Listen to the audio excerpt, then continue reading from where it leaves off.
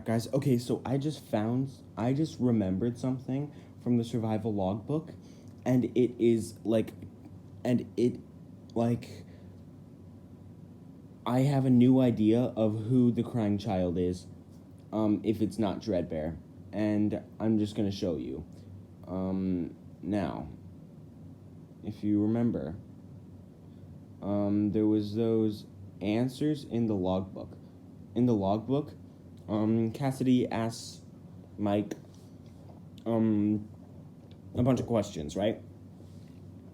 But then another entity seems to be answering them in the areas where you are, like, telling feelings about your night. So I'll show you in 1 second. I just need to get the logbook. Okay, guys, I got the logbook. Now, I'm gonna show you this. So, Mike, nope, sorry. Mike is the one writing in this logbook, right? And we, whenever we're looking for, hang on. Okay, I just need to find it. Okay. Feelings about tonight's shift. Overall, fulfillment, health, stress, purpose, hope, existential dread, right? But then on other, oh, okay, there's Cassidy.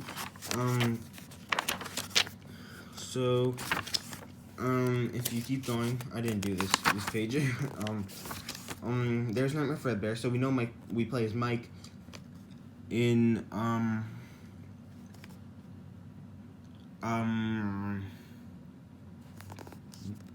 we know Mike is the character we play as in FNAF 4. Do you have dreams? Now here again. Overall fulfillment, health, stress, purpose, hope, existential dread, right? There's the chewing gum excessively thing. Here, there's the question, what do you see? Did I skip it? I don't think so. So yeah, I still need to find it. Where is it? Come on. Yeah, my logbook is really weird. Come here if you want to die. That's my logo for Fazbear Entertainment. Dabbing Chica! Darkest thing in the book. Okay, again, overall fulfillment, health, stress, purpose, hope, existential dread, right? Keep going. What are some poor decisions made by the previous security guards you will not repeat? Be the guard. Okay, does he still talk to you, right? Now, let's keep going. I need to find it. Where's the next one?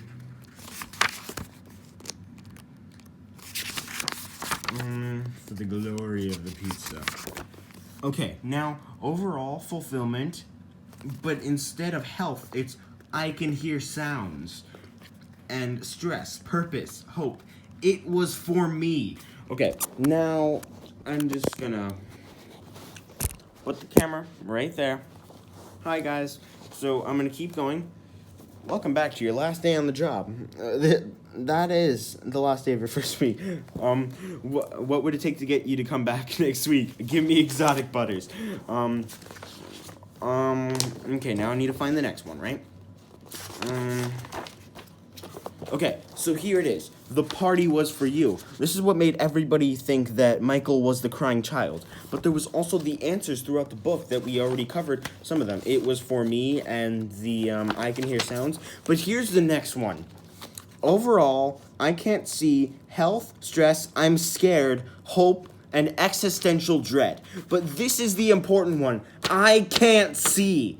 I can't see. That explains everything else. Now, we know that this one, because of the "it was for me" line, we know that this was the crying child who sang this stuff, right?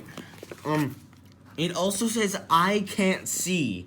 So I thought that the crying child was Dreadbear and Nightmare because they're the same character. That was my theory. But now I have a new theory based on this one line. So I was telling somebody about these lines to tell them that Mike is in the crying child, right?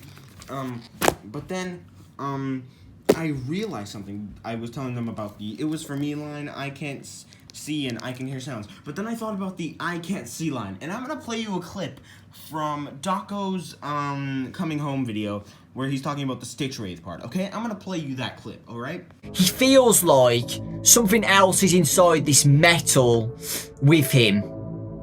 Okay? And there's another spirit inside called Andrew. And interestingly, Jake can see. So Jake can look around and they're inside the back of a truck. Okay, they're inside the back of a truck. Jake can see, and the other spirit is called Andrew, and he can't see anything. Okay, guys, let that sink in for a second. Andrew can't see. Sounds like something that we've been going over already. Crying child writing, I can't see. And does that mean that Crying Child's name is Andrew? It could be. Crying Child, at least in the book, is Andrew. Now, this popped into my head, and I just remembered this. And also, take a look at this clip now, too. Both have a conversation with each other, just asking what's happened, what's going on. And Andrew is angry. Andrew is always angry. Okay? And Jake isn't. And the reason why Andrew is angry is because somebody hurt him. Okay? And Andrew attaches himself to the person who caused him harm. Now, what do you think that is, guys? So, somebody caused harm to Andrew, and Andrew's dead. So, somebody murdered Andrew, and Andrew's angry spirit attached himself to that person. Okay, is it William Afton? It doesn't have to be, but the main person who we think here is William Afton, the murderer. So the murderer killed Andrew, and Andrew's spirit was so angry that he attached himself to that person. Okay. Somebody hurt Andrew, so Andrew's mad. And that would make, and so maybe William didn't murder Andrew, but instead Michael did. So that means that the crying child, or Andrew, didn't mistake Michael for William, but instead got Michael on purpose. And that's why Michael can't die, because remember in a few theories ago, we talked about that. But guys, is this the true identity of Andrew? It could very well be. He says, I can't see, and this survival logbook probably takes place around 2016, 2017, and that's when we concluded the Stitch Wraith origin takes place around 2016, 2017. So what if that's the case? I actually believe this. I don't think Crying Child is Dreadbear anymore. It could be Michael being Dreadbear. I mean, Crying Child being Dreadbear could be possible, because also in my last theory I was talking about the Stitch Wraith and the endoskeleton that he was possessed by, or the endoskeleton that it was created with. But I also thought that maybe it could be Dreadbear's endoskeleton, because Dreadbear's endoskeleton is similar to the FNAF 2 endoskeletons, but a little bit different. So I thought maybe it could be that. And if it is, then it would actually tie into this, so that all these like theories are connected. Like why Michael can't die, the true identity of Dreadbear / Nightmare, my Stitch Wraith didn't kill Henry, and this theory all could come together and make sense working together.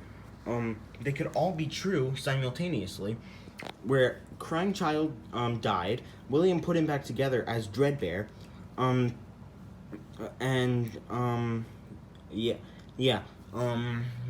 William put him back together as Dreadbear, and then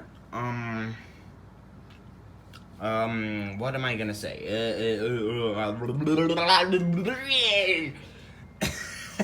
Okay, don't click off the video, please. Sorry. Freaking hell, sorry, I'm doing something else at the same time, multitasking. but yeah, they could all be true. Like it could be Crying Child was died from the bite of 83. William put him back together as Dreadbear, and then years later, he escapes the Dreadbear body, and then the endoskeleton for Dreadbear was used to create the Stitch Wraith.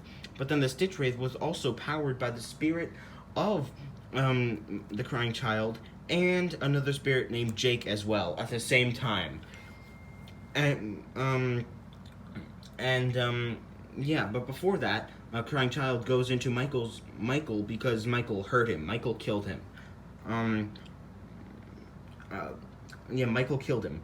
So he wants to get revenge on Michael to make him not able to die. Let me know in the comments what you think of this. Like, this is the timeline of the Stitch Wraith or something like that. I don't know. I'm probably just gonna name him Crying Child True Identity Revealed. A lot of people still think it's Michael Afton, and I'm okay with people thinking it's Michael Afton, but I think my theory on this, him being Dreadbear and the Stitch Wraith at the same time, or not at the same time, but him being both could be true. I think him being both could be true. Let me know in the comments what you think of this theory, and yeah, don't forget to subscribe if you haven't already. If you like my videos, and leave a like if you enjoyed this one, or you think it's interesting, or you think it's possible. But yeah, I'll see you guys in the next video, or you think it's true. But yeah, I'll see you guys in the next video. Bye, guys. This blew my mind, and yeah, hopefully the same thing happened to you guys. Okay, bye.